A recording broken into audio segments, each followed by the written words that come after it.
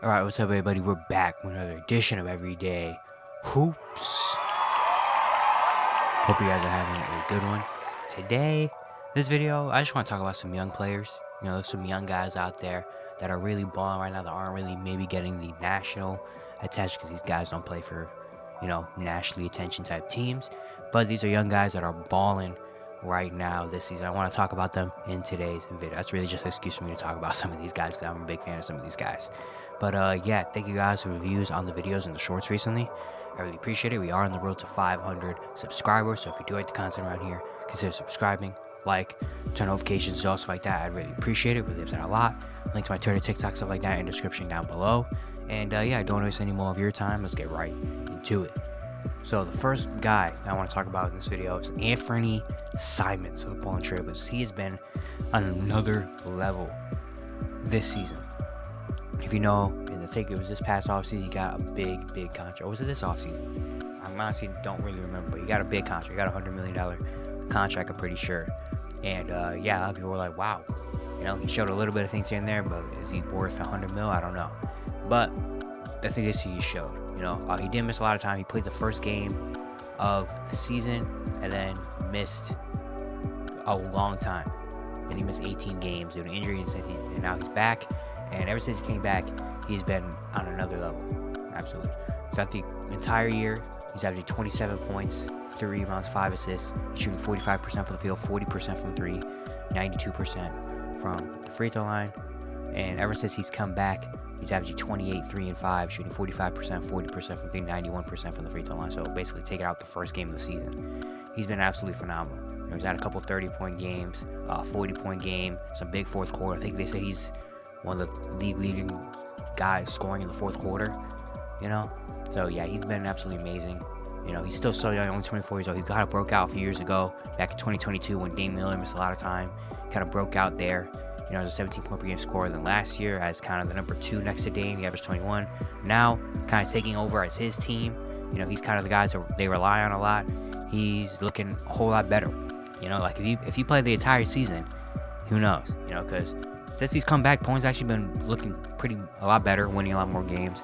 And of course, they need him. He's kind of their guy, and he was kind of supposed to be the guy to fall back onto. Like, nothing's working out here, Ant.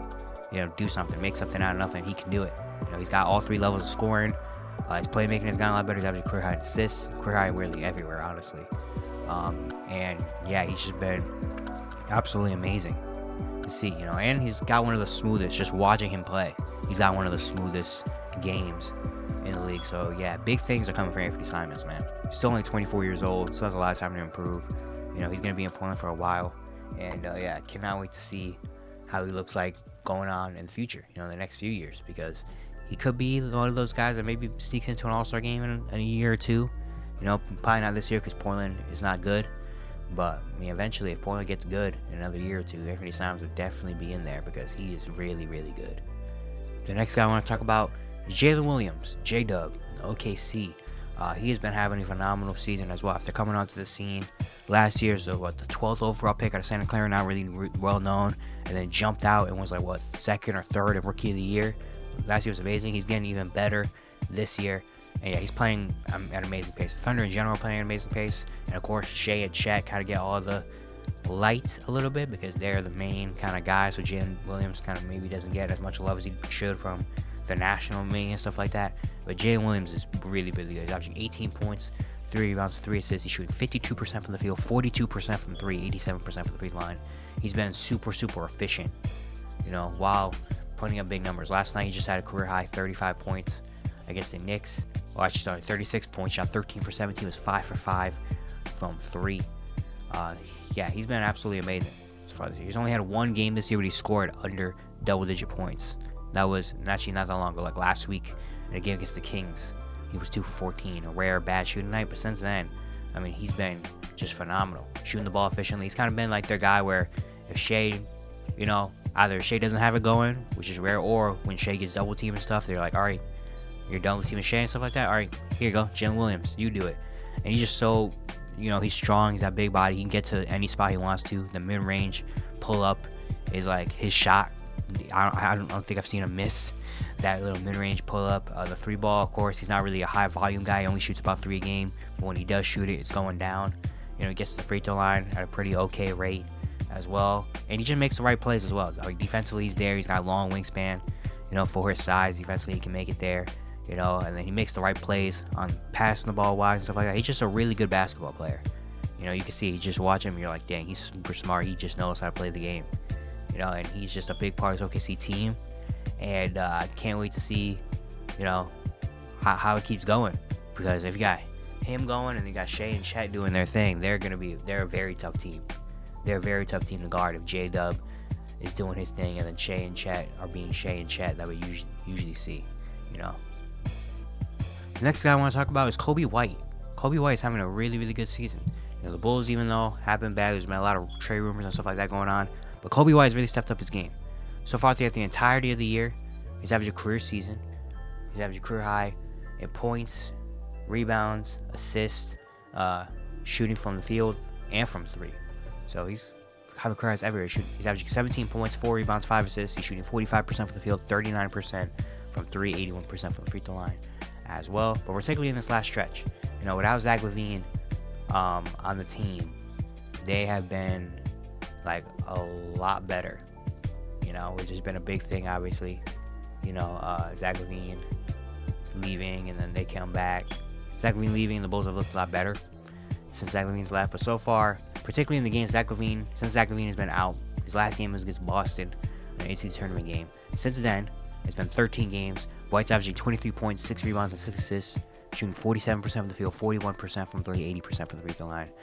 He's had a bunch of 20 points. His lowest scoring game during the stretch was 17 twice. He's had multiple 20-point games. He had a couple 30-point games in there, a double-digit assist game there, a lot of 5, 6.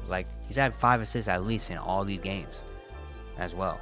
He's had big rebounding games. He's shooting the lights out from 3. He had a stretch where he hit 3 straight threes in 15 or something straight games. The last 2 games he hasn't hit a 3, but he's been absolutely lights out with his Bulls, and it's showing something. Without Zach LaVine there, the Bulls in general just look like a more fun team, but Kobe White in particular has just looked a lot more comfortable out there. He's been having the ball in his hands a lot more, being a lead guy, shooting the ball efficiently, getting people involved. He's been great. He's been really, really great. And he is still 23 years old, which is crazy. It feels like he's a little bit older, but he's still 23 years old. He's in his 5th season. And yeah, maybe this is something for the future for the Bulls. Maybe they get a little more comfortable with dangling Zach LaVine, DeMar DeRozan, and Vucevic out there to see what they get, and maybe say, Kobe White could be something for the future for us. Now, I'm not saying he's going to be an all-star or anything like that, but still, he's going to be a really good player for our future. And yeah, he's been really putting on a show, for Chicago. Next guy I want to talk about is Trey Murphy III for the New Orleans Pelicans.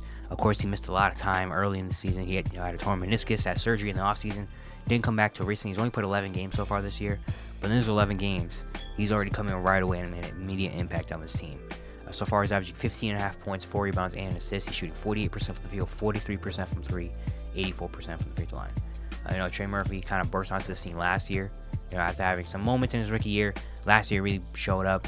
Was a 40% 3-point shooter. Almost was 50, 40, 90. Averaged 14 points. He was big. And this year was supposed to be another big season for him. Unfortunately, he got a lot of time taken away early because of injury. But he's already come back and it looks like he hasn't missed a beat. He came back instantly and looked like he was just there the entire year, was balling and doing all stuff like that. And they've been winning with him. In the 11 games he's played, they're 7-4. They're 7-4. He's been hitting threes. He's been spacing the floor, which is a much needed thing on this team with B.I., Zion, and them. They need a lot of spacing, and he provides it. Obviously, he's one of the better 3-point shooters in the league, not even just on the team. But he also has a little bit more to him. He can defend well. He could create a little bit, put the ball on the floor, and attack the basket if you need him to. He just does a lot of different things. And he's a really special player. He's still 23 years old. The Pelicans better hope to keep on to him as long as they can. Because do not be surprised if he goes into restricted free agency, if the Pelicans let him go there and he gets offered some bags by some teams. Because, man, this guy he can fit anywhere. He's one of those guys that I think he could go anywhere in the league and he could find a role for himself. Just because, he could do a lot of different things. He could shoot. He could be a 3-and-D wing. He can create a little bit for you if you need him to. You know, he could be a spot-up guy in the corner. Like, he could just do so many different things on this team. He can guard one of the better players. He just does so much. You know, so the Huskies better hope they keep on to him as long as they can, because I'm sure any team in the NBA would love to have a Trey Murphy III. So New Orleans better lock him up, because he's really, really good. My last guy I want to talk about is Jonathan Kuminga. Kuminga, of course, there's not a lot of things going on with the Warriors this season. A lot of struggles, the Draymond incidents, all stuff like that. But during this Draymond incident and stuff like that, Jonathan Kuminga has gotten a lot better. You know, Kuminga so far in the entirety of the year, he's having career highs in points and rebounds. He's having 12.5 points, 3 rebounds, and assists. He's shooting 50% from the field, only 31% from 3, 67% from the free throw line. So the shooting numbers from 3 and from the free throw line don't look crazy, you know. But he's looking a lot better. He's looking a lot better on the season, especially recently in the last few games. Since he's become a starter, since Draymond Green has been out, the last 7 games, he's averaging 14 points, 5 rebounds, and 2 assists. He's shooting 59% from the field, 40% from 3, 69% from the free throw line. He's brought a lot of energy, especially in that Celtics game, probably their best win of the year when they won that game. He brought a lot of energy defensively, has some big plays in there. You know, he's an energy guy. He brings a lot of energy. Of course, a lot of highlight kind of dunks and stuff like that defensively. You know, you expect him to be pretty good. He shoots the ball efficiently from the rim, at least. You know, from 3, free throw line is still a big work in progress. But I mean, he's showing some things. He's showing some things this year. He's actually playing, because he kind of has to play it out, because the Warriors have so many kind of guys that are struggling and stuff. Why not throw the young guys in there? You know, so he's playing a lot more. He's getting a lot better. He still has a lot of work to do. Obviously, he still has a lot of, you know, improvement to work on. He's still only 21 years old, so he still has a lot of, you know, game left to improve on. But yeah, he's just showing some things throughout this season. He's showing some things on both ends that you like for the future. You know, he's a finished product, nowhere near it. You know, he's not as good as some of the other young players around his area, but I mean, he's showing some stuff.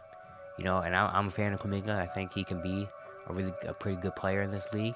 It's just all about, you know, developing and getting him out there and letting him play. And Steve Kerr's letting him do that now, because they kind of have to. But if he's on this team for the rest of the year, or if he's on a new team, I think, you know, he's going to develop and he's going to be pretty good. Just got to give him the time to do it. But yeah, it's going to be it for today. Hope you guys enjoyed. Once again, if you like the content, consider subscribing, like, turn notifications also like that. I really appreciate it. Really upset a lot. And yeah, I'll see you guys tomorrow.